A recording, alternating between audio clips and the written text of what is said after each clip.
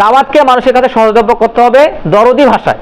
আচ্ছা, দাওয়াতের মধ্যে দরদি ভাষা জরুরি কেন, এই বিষয়ে যদি আমি আপনাদেরকে বলি তাহলে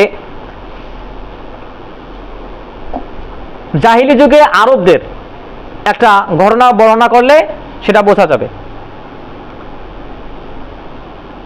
আমরা সবাই জাহিলি যুগের আরবদের কিছু কিছু বৈশিষ্ট্যের কথা জানি, যেমন তারা অতিরিক্ত মদ্যপায়ী ছিলেন, মদ খাইতেন অনেক বেশি।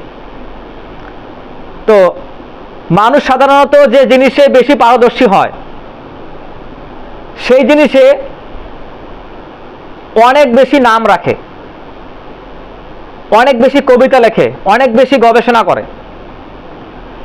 তো জাহিলি যুগের আরবরা ওনারা অতিরিক্ত মদ্যপায়ী ছিলেন, যার ফলে জাহিলি যুগের আরবি কবিতাগুলোতে মদের প্রায় 70টার মতো নাম পাওয়া যায়। মদকে তারা জীবনের সকল ক্ষেত্রে মেলাইতেন, জীবনের সকল অবস্থায় এই মদের কথা স্মরণ করতেন। তাদের জীবনের সুখ, শান্তি, ভালোবাসা, প্রেম, কবিতা সবখানে তারা মদের কথা উল্লেখ করতেন, সবখানে এই মদের নাম পাওয়া যায়। যে বিষয়ে তারা সবচেয়ে বেশি শান্তি পাইতেন সেখানেও মদের কথা উল্লেখ করতেন, যে বিষয়ে সবচেয়ে বেশি দুঃখ পাইতেন সেখানেও মদের উল্লেখ করতেন। এবং মরুভূমির রুক্ষ আবহাওয়া এই যে মদের ঢোক তাদের যে পিপাসা নিবারণ করে দিত, এই জন্য মদকে তারা অতীন্দ্রিয় কল্পনার মাধ্যমেও বিভিন্নভাবে চিন্তা ভাবনা করত। এজন্যই দেখা যায় যে তারা মদের প্রায় 70টা নাম আবিষ্কার করছিল, জাহিলি যুগের আরব্য কবিতায় পাওয়া যায়। তো রাসূলুল্লাহ সাল্লাল্লাহু আলাইহি ওয়াসাল্লাম যখন মদিনায় হিজরত করলেন, সাহাবীরা আগেই হিজরত করে চলে গেছে। মদিনায় হিজরত করার 1 কিংবা 2 বছরের মাথায় আল্লাহ সুবহানাহু ওয়া তাআলা ওহী নাজিল করলেন। সাহাবীরা মদ সম্পর্কে রাসূলুল্লাহ সাল্লাল্লাহু আলাইহি ওয়াসাল্লামকে জিজ্ঞেস করলেন যে মদের যে একটা খারাপ দিক আছে, মাদকতা আছে, এটা তো স্পষ্ট সমাজে। এজন্যই তারা প্রশ্ন করলেন যে মদ সম্পর্কে আমাদের কি বিধান হতে পারে।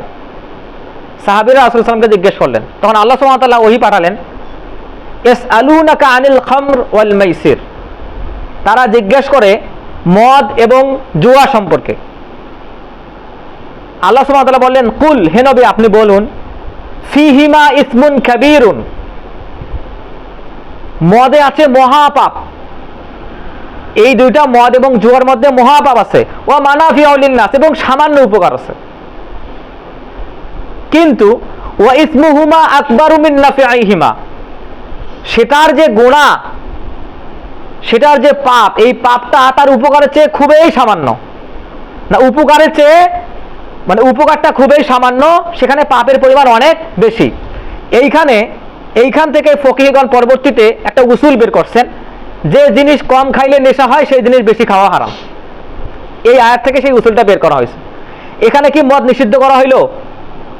বলা হয়েছে সামান্য উপকার আছে কিন্তু গুনাহ অনেক বেশি।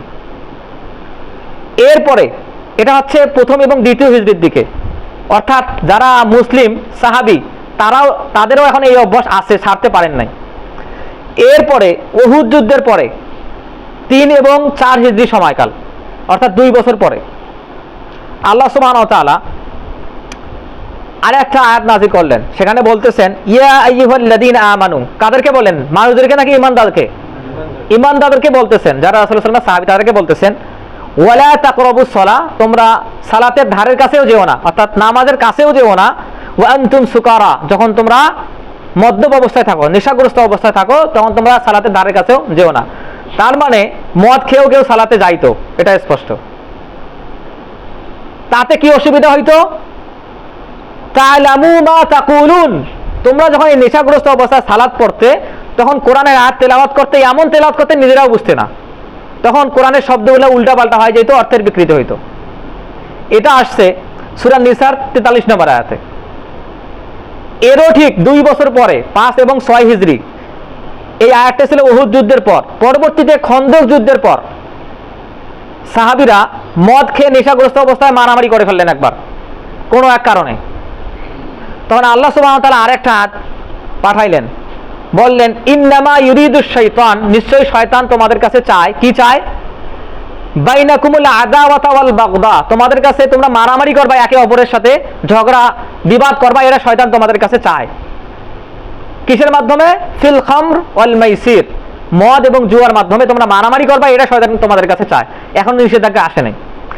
এরপরে 6 থেকে 7 হিজরি প্রথম আয়াত নাজিল হওয়ার 7 বছর পরে আর একটা আয়াত নাজিল হচ্ছে। আল্লাহ সুবহানাহু ওয়া তাআলা, এটা কখন? হুদায়বিয়া সন্ধির পর, যখন রাসূলুল্লাহ সাল্লাল্লাহু আলাইহি ওয়াসাল্লাম সকল সাহাবীকে নিয়ে উমরা করার জন্য আসতেছে মক্কায়, সেই হুদায়বিয়া সন্ধির পরে আল্লাহ সুবহানাহু ওয়া তাআলা আরেকটা আয়াত নাজিল করলেন, ইয়া আইয়ুহাল্লাযীনা আমানু, ঈমানদারদেরকে বলতেছেন, হে ঈমানদারগণ, ইন্নামাল খামর ওয়াল মাইসির ওয়াল আনসাব ওয়াল আজলাম রিজজুম মিন আমালিশ শাইতান ফাজতানিবুহু লাআল্লাকুম তুফলিহুন।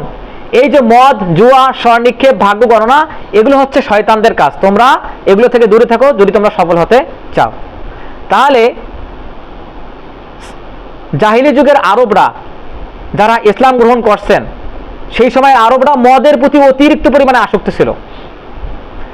এখন আমাদের সময়ে বাংলাদেশের মানুষরা সবচেয়ে বেশি আসক্ত বিদআত এবং কুফরে। সবচেয়ে বেশি আসক্ত কোথায়? বিদআত এবং কুফরে। জাহিলি যুগের আরবরা সবচেয়ে বেশি আসক্ত ছিল মদে।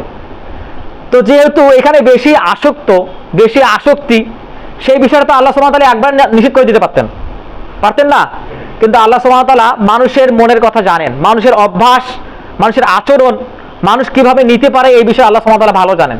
তিনি কি করলেন? প্রথম আয়াত নাজিল করলেন 1 হিজরি এবং হারামের আয়াত নাজিল করলেন 7 হিজরির দিকে। 7 বছরের তফাৎ। এই সময়ের মাঝে সাহাবীরা মদ খাইতেন। এটা শুনতে হয়তো খারাপ লাগতেছে, কিন্তু আল্লাহ সুবহানাহু ওয়া তাআলা পরবর্তীতে হারাম করছেন, আমাদের জন্য হারাম। এখন আমরা যদি প্রথম আয়াত থেকে এখন ফিক তালাশ করে আমাদের জন্য মদ হালাল করে নেই, তাহলে কিন্তু হচ্ছে না, কারণ মদ হারাম হয়েই গেছে।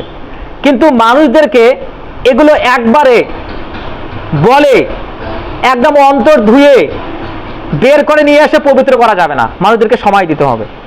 এইভাবে আল্লাহ সুবহানাহু ওয়া তাআলা জাহিলি যুগের আরবদেরকে এই 5-7 বছর সময় দিয়ে তাদের কাছে বললেন যে মদ আজ থেকে হারাম। তখন কি হলো? আমি হাদিসের মধ্যে পড়ছি যে কিছু সংখ্যক সাহাবী তারা একখানে বসছেন, গোল হয়ে মদ খাবেন, মুখে তুলছেন।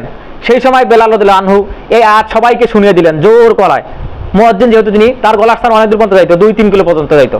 তিনি বললেন, ইয়া আইয়ুহাল্লাযীনা আমানু ইন্নামাল খামর ওয়াল মাইসির ওয়াল আনসাব ওয়াল আজলাম রিজজুম মিন আমালিশ শাইতান। যখন এই কথা শুনছেন, তখন তারা এই তোলা অবস্থায় মদ ফেলে দিচ্ছেন। মদিনাতে একটা ছোট্ট জায়গা ছিল, সেই জায়গায় রাস্তাগুলোতে মদের নদী হয়ে গেছে। কিন্তু ততদিনে সাহাবীরা কেমন হয়ে গেছেন? ওমর রাদিয়াল্লাহু আনহু মনে মনে আল্লাহর কাছে খুব চাচ্ছেন মদ হারাম করে একটা আয়াত অবতীর্ণ হোক। ততদিনে সাহাবীরা বুঝে গেছেন না, এটা খারাপ, এটা আমাদের জন্য উপকারী নয়।